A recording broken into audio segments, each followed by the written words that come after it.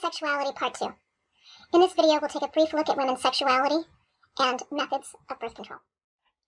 Historical accounts of the clitoris are plagued with disparagement or complete ignorance. A renowned scholar of the Middle Ages, Mangus, considered the clitoris to be similar to the penis, but not all who succeeded him agreed. In the 16th century, Vesalius argued the clitoris did not appear in healthy women. The Malleus Magnificorum, a 1486 guide for finding witches, suggested that the clitoris was the devil's teat. If the tissue were to be found on a woman, it would prove her status as a witch. And in the 1800s, women seen as suffering from hysteria were sometimes subject to clitoridectomy. And still today, there are social stigmas associated with the female body and female sexual pleasure. Some examples include that the clitoris and vulva in general are visually unappealing, that female masturbation is taboo, that a woman's vaginal area smells, or that men should be expected to master control women's orgasms. A little confusing. So what is the clitoris? It's simply the female sex organ. And unlike the penis, its only function is for pleasure. No other human organ has this distinction. The clitoris is the female's most sensitive erogenous zone and generally the primary anatomical source of female sexual pleasure. It is estimated to have about 8,000 sensory nerve endings. And let's talk about the shape, which has been very misunderstood. Australian urologist Helen O'Connell in 1998 published findings that showed both the exterior and interior structures of the clitoris. It's shaped kind of like a wishbone, as you can see. And in 2005, she published more findings showing that the clitoris extends behind the vaginal walls. So let's talk about a few things that it is. The clitoris is nearly the same size as the average penis. There haven't been nearly as many studies on the size of the clitoris as the size of the average penis. Big surprise. But it's 17 centimeters long. The clitoris is the same size as the average erect penis. Also, like a penis, size doesn't really matter. While you may have no real way of easily knowing the size of your own clitoris, since most of it is inside of you, it doesn't really matter anyways. A bigger clitoris doesn't necessarily mean a more sensitive or more easily aroused clitoris. Third, like a penis, it gets even bigger when aroused. If you can't tell by now, the clitoris and the penis have a lot in common. When it's stimulated, either directly through touch or less directly through penetration or with a special combination of both, the erect tissues of the interior clitoris swells. The clitoris can be stimulated from the inside as well. Most people still think of clitoral stimulation as something that only happens on the outside of the body, on the little rosebud that sits near a woman's vagina. But because of its shape and structure, the clitoris can also have stimulation from penetration, which might be the G-spot. In 2009, a team of researchers published a study that showed how the vagina flexes and changes during penetration. What they found was that the vagina during coitus moves in a way that allows for the penis to hit the internal parts of the clitoris. So do orgasms for women always have to be clitoral? Research shows us that beyond the G-spot, women report orgasms through fantasies. Women who have clitoridectomies can still have orgasms. So there are other things going on besides the clitoris for a woman's orgasm. And moving beyond the clitoris and looking at the totality of understanding a human sexual profile, we know there are numerous ways of identification in our day and age. Yet the primo is a good overview of a person's physiological, personal, and psychological profile.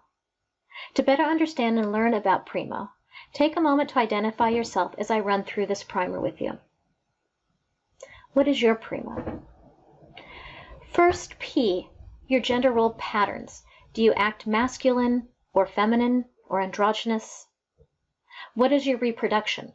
And by this, your biological functions, whether you're biological male, female, intersect, whether you've had pregnancies, live births, miscarriages, abortions, everything related to your reproduction. Next is your sexual identity. How do you see yourself? Who are you to you? The M stands for mechanisms. What are your sexual activities? What type of sex do you have? Do you have sex? Do you kiss? Do you hold hands? What is your absolute engagement in sexual activities? And finally, your sexual orientation. Are you heterosexual, lesbian, bisexual, pansexual, queer? The list goes on. Combine those and you have your primo. Now that you have an understanding of your primo, let's look at some research on sexual orientation. The question asked is a person singularly heterosexual or homosexual? Where does bisexuality and pansexuality come in? Michael Storm's 1980 seminal work identifies two separate independent dimensions of sexual orientation. Heteroeroticism, the attraction and arousal to members of the other sex. Homoeroticism, attraction and arousal to members of one's own sex. Like the BEM scale of androgyny, Storms determined that heteroeroticism and homoeroticism were not two sides of the same scale, but two separate scales altogether. An individual might be high on both, low on both, high in one, low in the other. It allows for many different possibilities. And researchers have also acknowledged that these can change over time. Understanding research, your own primo, and the importance of the clitoris, we want to turn our thoughts to safe sex and contraception, where it diverges for men and for women. For females, there are two important consequences of sexual activities. One is pregnancy from heterosexual sex, and the other is sexually transmitted infections, all types of sexual relationships. And to deal with and manage such potential consequences, a woman has to have some control of her sexual relationship and in her society. And unfortunately, we know all too many people who do not have control of their own bodies at all. At this point in your life, it's safe to assume that you've had a primer on safe sex, so I will cover this just briefly. And that is to explain what birth control is and what birth control is not. Birth control is an umbrella for any method that controls or stops birth from occurring. So as we look at the categories before you, abstinence, rhythm method, hormone method, barrier method are all forms of contraception that stop conception from occurring.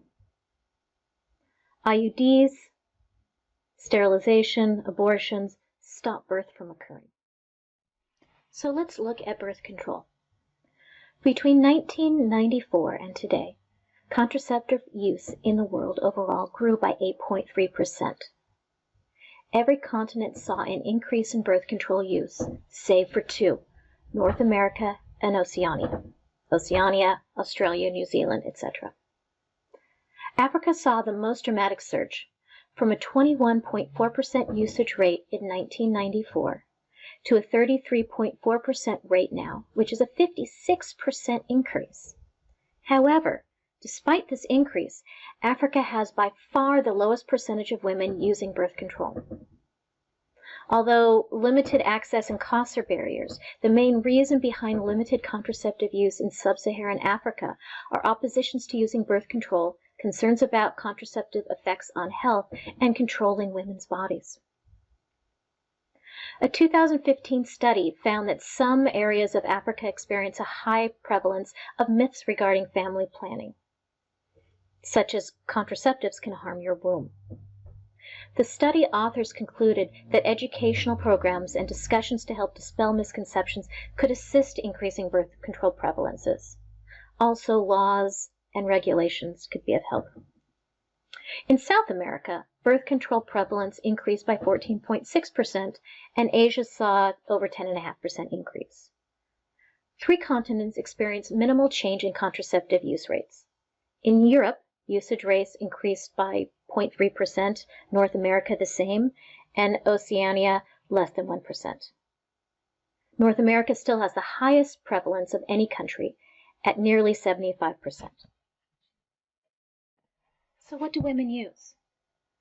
The UN report we examined revealed that 63.6% of married or in-union women around the world rely on some form of birth control. Among women who do use birth control, long-term methods are the two most prevalent. Female sterilization, a little over 19% of women, is the most common method worldwide. The number 2 method is the IUD, used by nearly 14% of women around the world. Less common are short-term methods of birth control. 8.8% take the pill, 7.7% use male condoms, and 4.6% use injectables.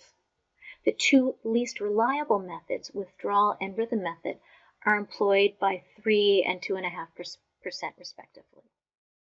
Surprisingly, only 2.4% of couples choose male sterilization, even though it is safer and less invasive than female sterilization. According to one study, vasectomies are 30 times less likely to fail and 20 times less likely to prompt post-operative complications than the operation used for female sterilization. In addition, there are 2 long-acting reversible contraceptive methods, the IUDs and implants, which are quite effective. Studies show that access to birth control has positive effects on women's lives, and that access to very effective methods, including sterilization, IUDs, implants, the shot, the pill, are important to a woman's health, well-being, both physically and psychologically. So what is the best form of birth control? Well, really, it's the best form for you. A woman's risk of pregnancy is going to depend on a number of factors. Her age, how often she has sex, how easy it is for she and her partner to access or use the ideal form of birth control. Some methods, like abstinence and withdrawal, may be affected much more by the underlying factors of practice, and practice makes perfect in doing it right. Whereas methods like IUD work about the same for everyone. So when picking a method of birth control, it's good to look at both the perfect use and the typical use pregnancy rates. If you think you'd be a perfect user of a method, then the typical use pregnancy rates probably aren't as important for you. But it's important to understand what it really means to be a perfect user, and typical user rates give you an idea of your risk if you are not a perfect user.